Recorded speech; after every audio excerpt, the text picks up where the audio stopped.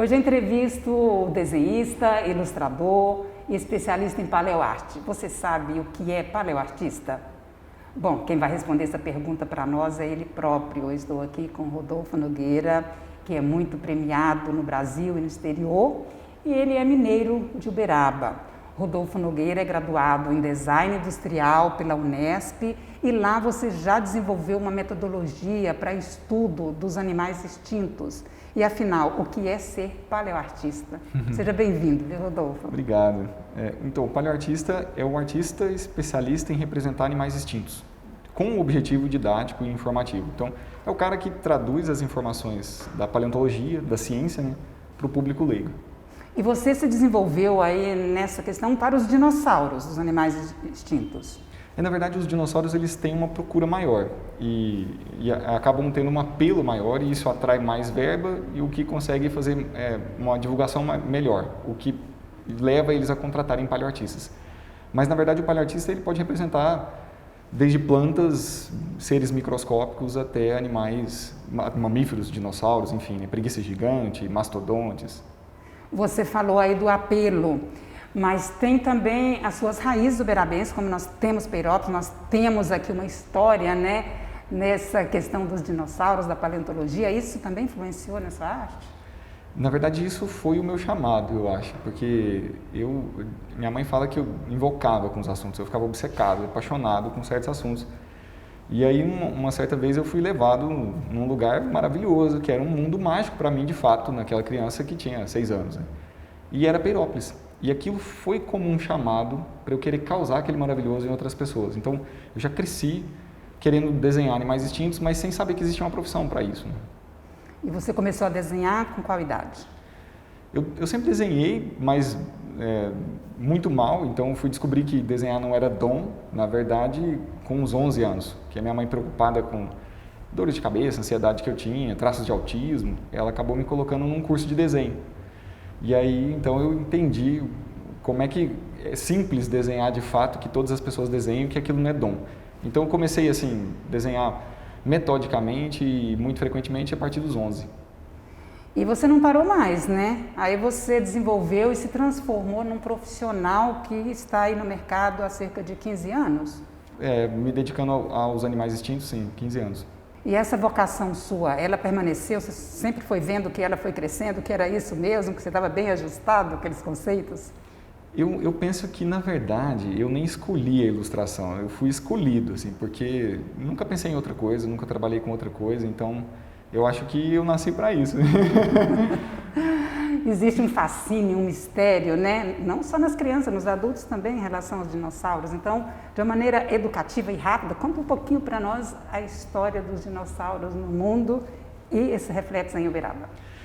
Todo mundo conhece Tiranossauros Rex, Estegossauro, Triceratops, que são nomes até impronunciáveis para os adultos, né? Mas pouca gente sabe que eles nasceram aqui no Brasil. Então, há 238 milhões de anos, a gente encontra em afloramentos da região sul do país e Argentina, ali norte da Argentina, os dinossauros mais antigos do planeta. Então, eles floresceram daqui e daqui eles partiram para o mundo todo, né? Colonizaram o mundo todo. E eles dominaram o planeta aí por 160 milhões de anos, né? E acabaram enfrentando uma grande crise, assim como a gente está enfrentando agora, até, talvez. Mas eles aprenderam algumas lições, ganharam penas, né, asas, diminuíram os tamanhos. E, na verdade, eles são, hoje, o grupo de vertebrados mais diversos vivos até hoje, que são as aves, né? Então, estão aí nos nossos jardins, nas nossas mesas, né, até hoje. Qual que é a importância, Rodolfo, para estar ainda estudando de uma maneira educativa e científica esses seres no momento? Eles ajudam a construir aí como foi, de onde viemos, né? Então a paleontologia ela responde essas perguntas básicas de todo humano, né? De onde eu vim, para onde eu vou, quem sou eu? E essas respostas estão lá na paleontologia e os dinossauros fazem parte dessa história, né? Provavelmente se eles não tivessem diminuído seus tamanhos, ganhado penas, né, virado as aves, a gente não estaria aqui, né? Porque eles, naquela época, nós mamíferos éramos ratinhos, né? Então, se não fosse a extinção deles, na verdade, nós não teríamos florescido, provavelmente. Como é, na verdade, o seu processo criativo? Você imagina, estuda, conta pra gente, como é que é esse laboratório? Eu costumo falar assim, eu faço do jeito que eu quiser, porque não existe mesmo, né? Mas não é, na verdade é o completo oposto disso, assim. A ciência, ela me conta muita coisa. Então esses ossos que a gente encontra, que na verdade são rochas em formato de ossos, né? São os fósseis, eles contam desde a marca da inserção da musculatura, onde o músculo conecta no osso, que deixa uma cicatriz, até doenças, hábitos alimentares, idade, está tudo lá. E em alguns fósseis a gente encontra até as cores, né? Então, eu começo pela análise desses fósseis, e aí eu construo a musculatura baseado nesse formato do osso, isso sempre comparando com os animais atuais, e aí eu parto então para descobrir padrões de coloração, de textura de pele, de animais atuais que se assemelham a eles, pelo menos analogamente em ambiente, dieta, né? Então, eu busco animais que se parecem com eles, com uma espécie determinada que eu estou querendo reconstruir, e aí eu consigo imaginar a coloração dele também, quando a gente não encontra as cores nos fósseis, né? E depois eu construo o ambiente, os animais que conviveram com ele, as plantas, a vegetação, é o mesmo processo de reconstrução também, né? Você tem que encontrar como que era cada folha, cada semente e etc. Então você entende um pouco de anatomia também, é preciso? É fundamental, na verdade é o fundamento da paleoarte, está na anatomia. E aí depois você precisa de vários braços em paleoecologia, paleobiologia, biomecânica, né? Até meteorologia para saber como é que era o céu na época, por exemplo, né? Se o ambiente era mais úmido, mais seco. Teve um período que você andou espalhando dinossauros aqui em Uberaba, né? Aqui na cidade. São quantos? Na verdade a gente está nesse processo ainda e acabamos de lançar um deles, uma estátua de 6 metros. Agora a gente tem 5 instaladas, vem mais por aí pela frente. E nós temos 3 no Geocide Santa Rita, que fica no centro da cidade, né? A gente tem na calçada um fóssil. Que é perto da biblioteca? Que é do lado da biblioteca, dentro da biblioteca de fato, né? E nós construímos uma praça lá e tem algumas reconstruções dos animais que habitaram aqui, né? O esqueleto, tem filhotes. E a gente tem uma na praça também, que fica em frente à igreja de Santa Rita e o mercado. E agora nós estamos com um dinossauro que é um carnívoro inédito no mundo, assim, ele é a maior escultura já feita desse grupo de animais no mundo inteiro, tem 6 metros, é o tamanho real dele. Está onde? Está no Praça Shopping e vai ficar lá por tempo indeterminado, eu acredito que uns 2 meses até a gente terminar de preparar para onde ele vai, que vai para o mirante da universidade. Você trabalha muito com oficinas, né, Rodolfo, com crianças. O que isso desperta em você, o que você quer despertar nelas? É a questão da educação, é a socialização, é o processo criativo?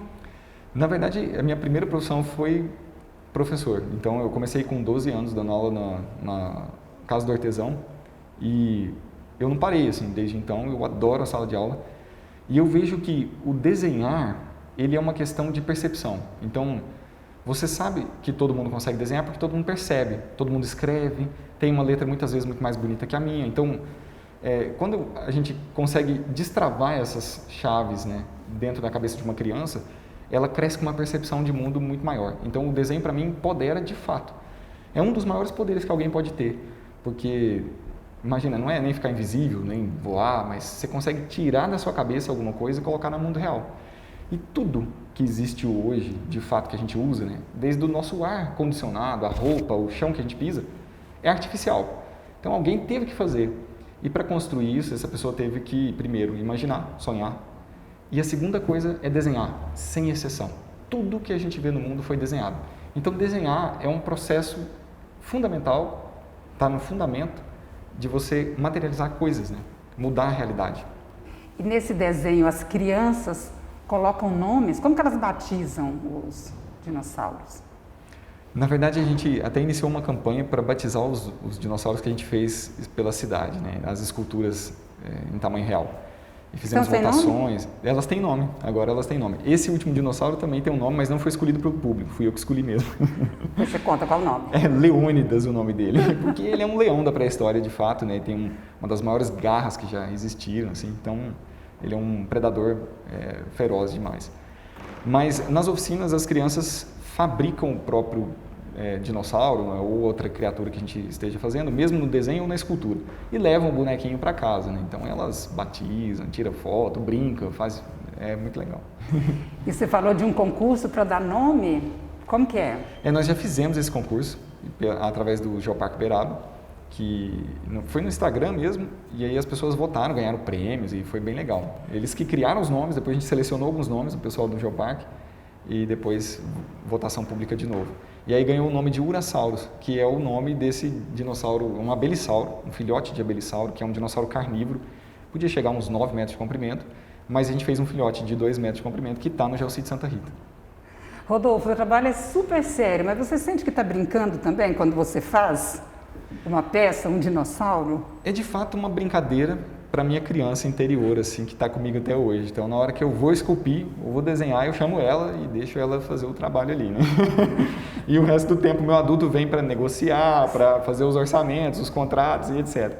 Os processos, né, descobrir o melhor método para realizar isso. Mas realmente é uma brincadeira muito cansativa, hercúlea, assim, e eu acho que é a única que eu conseguiria fazer com tanto esforço, porque de fato é o que todos os meus Rodolfos gostam, né? Minha criança, meu adulto, meu velho.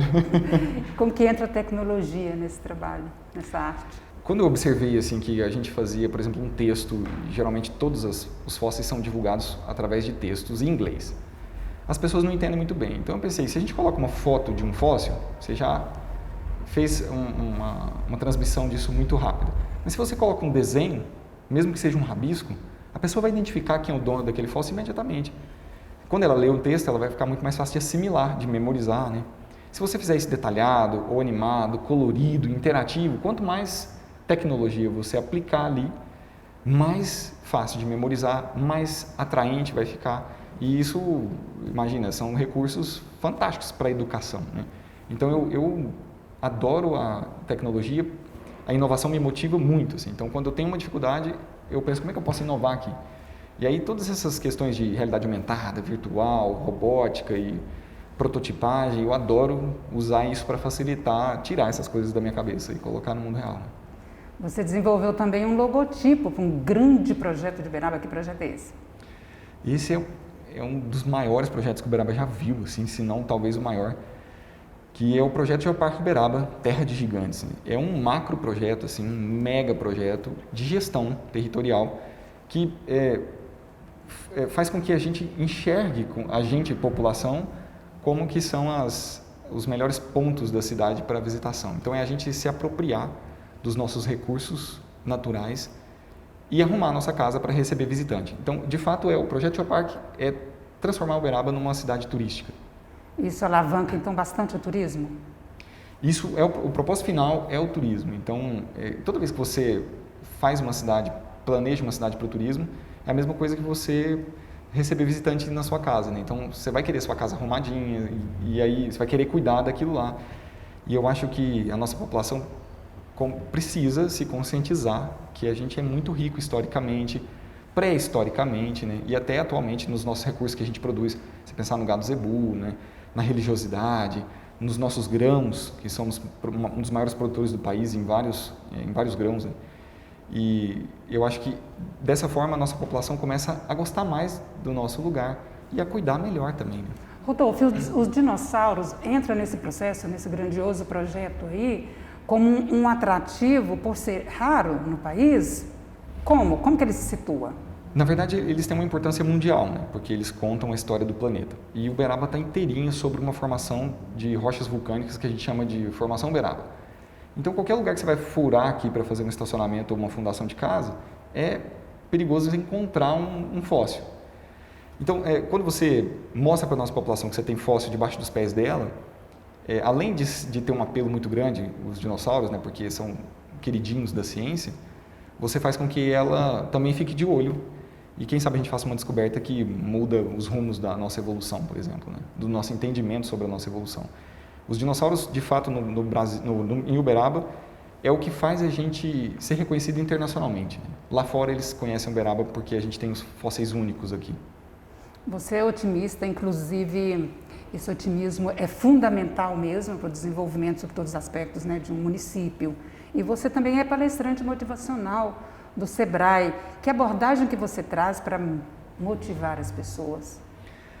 Na verdade, eu não sou palestrante, assim, mas o Sebrae enxergou essa possibilidade em mim e me colocou para palestrar e foi muito legal, me desenvolveram bastante nessa questão. E eu conto uma história, a minha história, e no meio dessa história eu consigo encaixar vários aspectos sobre a educação do futuro, sobre a importância da nossa pré-história, principalmente nacional, né? E eu acho que eu conto essa história para poder causar nas pessoas aquele maravilhoso que eu senti. Então, eu defendo muito essa bandeira de que a gente precisa fazer o que a gente ama, de fato. Eu acho que a gente precisa de 3 coisas para realizar qualquer sonho de qualquer tamanho, né? Que é um tema que você ame de verdade, que faça você vibrar. Eu acho que a natureza, o todo, Deus, tem uma forma de contar para a gente o melhor caminho. E é essa, é a alegria, né? Você se sentir mais potente em alguma coisa. Então, se você tem esse tema que você ama, junto com uma habilidade que você já nasceu com ela, que a gente chama de dom, ou que você queira desenvolver, que foi no meu caso, que eu desenvolvi o desenho, e uma vontade de servir ao próximo, você consegue realizar um sonho de qualquer tamanho. Bom, já ia entrar um pouquinho aí no conteúdo da sua palestra, que era te perguntar o seguinte, que você acabou respondendo, que é, e quando a pessoa não sabe, assim, o que eu amo, o que eu sei fazer de melhor, quando tem essa dúvida? Eu não sei direito, porque para mim começou muito cedo, né? Então eu sempre soube assim que eu gostava de verdade e fui muito cheio dos querês, como minha avó falava. Então eu queria e era teimoso, né? Mas eu acredito que todo mundo sabe o que gosta de verdade, mas não tem coragem de olhar para isso. Por questões sociais, de criação, por programação do mindset dela, né? De como está o padrão do sistema operacional do cérebro dela. Então eu acredito que se a gente muda a nossa cultura, de fato, mostrando que fazer o que sonha é o mais legal e não fazer o que precisa de dinheiro, né? O que dá dinheiro, a gente vai conseguir que todo mundo enxergue o que gosta de verdade. Aceite olhar para isso, né? Você desenvolveu também um selo postal, né, que teve circulação nacional, é o Olho do Boi? Eu ganhei o prêmio de Olho de Boi, que ele é um prêmio dado ao melhor selo de cada ano, né? E isso foi em 2015 e tive a oportunidade de fazer com bichos de Uberaba, inclusive, e de outros lugares do país, eram 4 selos. Tinha a megafauna, que é preguiça gigante, gliptodonte, que a gente encontra em Uberaba. Tinha um belissauro e um Uberaba titã, que são os nossos dinossauros daqui de Uberaba mais emblemáticos. Inclusive o Uberaba titã é o maior dinossauro do país, né? Chegava a 26 metros de comprimento. Tinha um Prionosuchus, que é o maior anfíbio que já existiu na história do planeta e foi encontrado aqui no Brasil, no Nordeste. Chegava a 9 metros de comprimento. É muita arte que você faz, né? Mas os prêmios internacionais foram muitos também. Eu nem lembro de citar assim, todos eles, mas agora já tenho 13 prêmios internacionais. Os mais importantes foram da National Geographic e de Burgos, na Espanha, que eles dão um prêmio anual para a melhor paleoarte do mundo. Assim. Então, é escolhido pelo júri que criou a palavra paleoarte. Então, são os senhorzinhos que desenhavam os livros que eu lia quando criança. O prêmio da National Geographic ganhei 3 vezes em 3 categorias diferentes, de animação científica, ilustração científica, e agora eu acabei de ganhar uma de ilustração bidimensional. E tem o Prêmio Jabuti, né? O grande Prêmio Jabuti, que é da literatura brasileira, que você ganhou com um livro. Que livro foi? Esse foi um dos maiores reconhecimentos que eu tive. Assim, que eu fiz um único livro na minha vida, que é O Brasil dos Dinossauros. Eu ilustrei um livro que o professor Anelli escreveu, que é um professor paleontólogo da USP, e a gente acabou recebendo o prêmio de melhor livro infantil e juvenil de 2018, que é O Brasil dos Dinossauros, o livro, né, da editora Marte. Parabéns, que é muito bacana, né? Obrigado. É um prêmio bem desejado. É verdade. E também tem uma linha de brinquedos, agora quero que você conta tudo nesse espaço pequeno que você ilustrou. Tive uma oportunidade incrível assim, de fazer uma linha de brinquedos da Xalingo, que é a maior produtora de brinquedo didático da América do Sul. Né? E eram 6 brinquedos que ensinavam a desenhar, brincar de memória, com as espécies brasileiras. E com as crianças, hein? Você tem projetos aí de oficinas, você trabalha também com congressos. Esses congressos são um congresso da educação, mais voltado para a criança ou para um público de modo geral? Os congressos mais frequentes assim são de paleontologia, né? Então, na verdade, eu capacito outros aspirantes à paleoarte para entrarem nesse meio, né? Que a gente tem muito pouco paleoartista profissional no país ainda, até no mundo, assim. Então, a gente está lutando uma campanha para aumentar esse volume aí, porque vira um ciclo virtuoso. Né? Com as crianças, eu tive a oportunidade de trabalhar com umas 6 mil crianças já, num projeto que a gente chama de Megafauna. Foi idealizado por um documentarista de natureza que descobriu uma preguiça gigante, o Túlio Charger. E a gente viajou o estado de São Paulo, no interior, por 5 anos, fazendo oficinas e palestras interativas com a criançada da escola pública, né?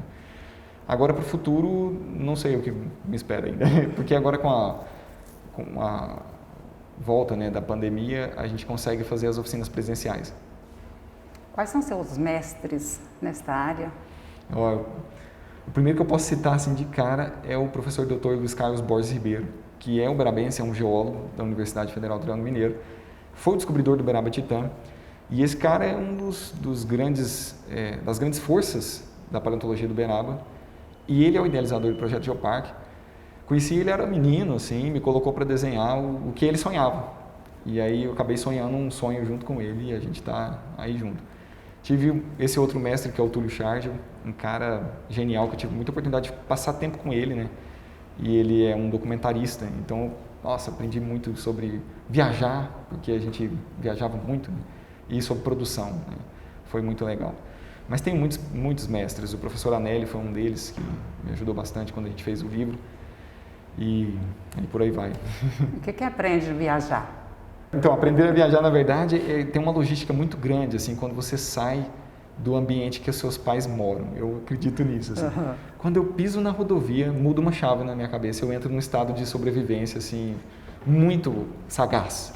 E aí você precisa prever muita coisa, você precisa se prevenir de muita coisa.